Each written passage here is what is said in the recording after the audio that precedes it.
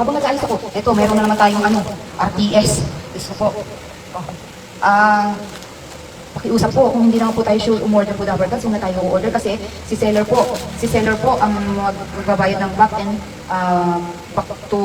forth ng shipping fee nyo. Kawawa naman po kami mga seller. Kaya po sana po yung mga order po, pakiusap, mahirap po ang maging online selling, dapat kasi maging seller.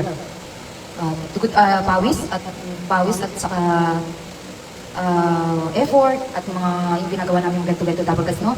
Pakiusap po, yung order po tayo dapat kasi, sana sure order dapat kasi kawawa po ang seller. Unti na po yung, actually wala naman po talaga akong kita dito dapat kasi, tingnan nyo naman yung mga presyo natin dapat kasi, pang presyo yung dapat kasi talaga. Kaya po dapat kasi inaano ko lang po, pinapakiusap ko lang po yung mga order po ngayon. Sana po sure order po dapat kasi, no? Maging ano po tayo, kung wala pa tayong pira, add to cart nyo muna, kung may pira na kayo, doon yung i-straight out. Ganun. Ito, RTS po dalawa. Meron na lang po sa natin eh. Ito, taga saan to si Madam? Agusan del Sur. Nakshoot ah. Kababayan ko po. Agusan del Sur. Taga Mindanao. Kung shipping fee nito, malaki ang shipping fee nito. 125 ang shipping fee nito. Meron pa rin ito. Naku, hindi ko ipapakita dito. Dapat kasi bawal. Dito ko na lang ipapakita. Ayan po. Oh. Ayan, mag-unboxing po tayo sa Unboxing tayo sa RTS. Bra.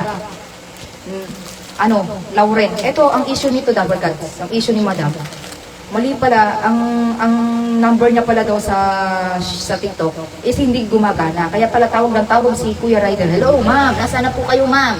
Hindi po siya makontak kasi wala pala signal. Bago po tayo mag-order, i-check muna natin yung mga number at saka address, kung tama po yung address at saka yung number na ibibigay nyo dun sa Kasi kawawa po kami seller. Sa amin po talaga ang laki ng lagapak sa amin mga seller double cuts, no?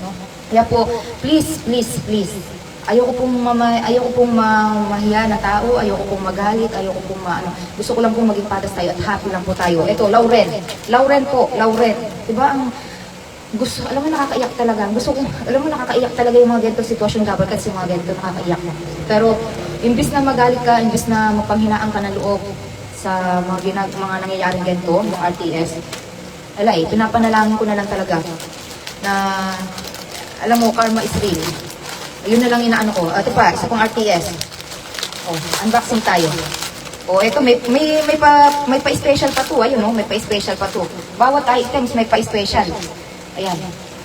Lauren. Diba? Ang Lauren, napakaganda ng Lauren natin. In RTS, tapos alam nyo, nag-chat ako dun sa buyer na to. Nag-chat ako sa buyer, bakit na RTS yung order niya. Ang sabi niya, I'm sorry, mahal. Siyempre, sorry. Tatanggapin ako ba naman, sino ba naman ako, hindi ng sorry, no?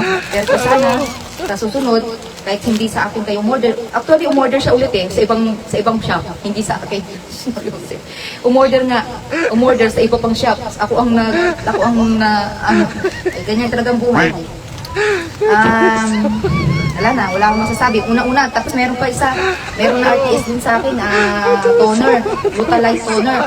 Basag na po ang Gluta toner sa akin nung dumating. Hindi ko na i-mention kung sino po yun, no? Basag na yung dumating sa akin. Please, sa mga courier naman, sa mga ibang courier, pag na-RTS naman po yung mga order naman, huwag naman po ibabalibag yung mga parcel namin, mga namin.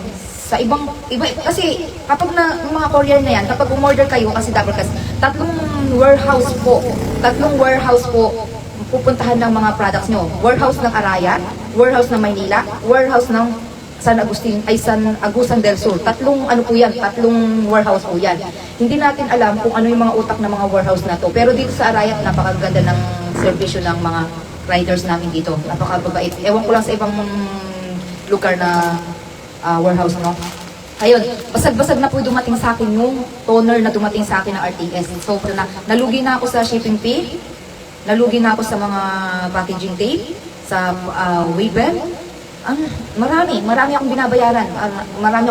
Wayben, yung packaging tape, effort, products, nasira na, at saka ang dami.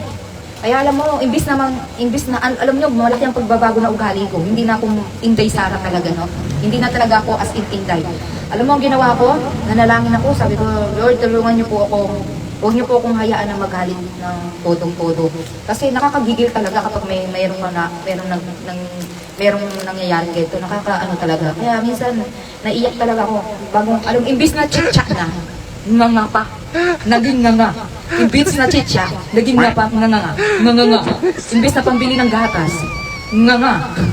O, diba? Abunado pa ako, sira pa yung products ko. Ganun po. Kaya po minsan, intindihin niyo po kami mga seller, double task, kapag order po tayo, yung sure order po talaga. Kaya habang kaya tuwing umaga pagkagising ko, Lord, sana po pag meron po dumating po na parts na order sa akin, sana po yung good buyers, yung marunong, yung may puso. Kahit OT lang order ko, kahit isa, dalawa, tatlo, basta good buyers. Yun lang po hinihiling ko. Kahit hindi po araw-araw na order, basta good buyers lahat ng umu-order sa akin double cards. Kasi mahirap ang maging ganito. Minsan naiiyak na lang ako, sabi ko gusto ko nang ihinto tong shop na to eh. Pero dahil meron akong pinapa-chitcha, may pinapakain ako, laban lang, no? Ayun po, masasabi ko sa mga nag-RTS double cards, no? Huwag po kayong magagalit sa amin pag halimbawa na inaano namin yung nagme-message kami sa inyo. Sobrang makakaiyak. Kaya sa mga seller na katulad ko, laban lang, huwag tayong panghinaan ng loob. Nandito na tayo eh. Hindi na tayo pwede sumuko kasi alam nyo, marami tayong mga pinapachitcha, no? Kaya panalangin na lang natin yung mga taong hindi natin alam ang mga utak. Pero meron naman mga buyer na mabait na minsan nag-artist katulad nito kachat ko. Na RTS yung order niya, yung ng toner. Pinaliwanag ko. Ayun, sabi niya para daw makabawi, order ng 3 toner. Mabait si madam, mabait. Pero sabi ko nga, sa susunod, sure order. Kasi nga, ewan ko, yung pinabigyan niya yatang bayad is hindi, siguro nakatulog yung pinagbigyan niya ng bayad. Dumadating ni rider. Gumaganyan yung pinabilihan niya ng bayad. Hindi sumasagot sa sagot ni rider. Kaya ito si Kuya Rider. Sa sobrang, siyempre, masyadong mahal. In-RTS. O, diba? Ganyan-ganyan lang ang kwento. Ayan ang reality to, tapos kasi hindi to gawang-gawang kwento lang. Ito yung totoong nangyayari sa amin, double cards. Unang-una dito, katulad niya, mga products natin. Wala po akong kinikita dyan, double cards, pero series lang ang habol ko dito sa Avon at saka sa personal collection. Great life mindset sa mga bagong pasok. Great life mindset po. Siyempre, bago mag-ano, ganyan-ganyan kayo sa mga screen double cards para medyo ganahan naman tayo double cards, no? Ayan. Yan po double cards, yung mga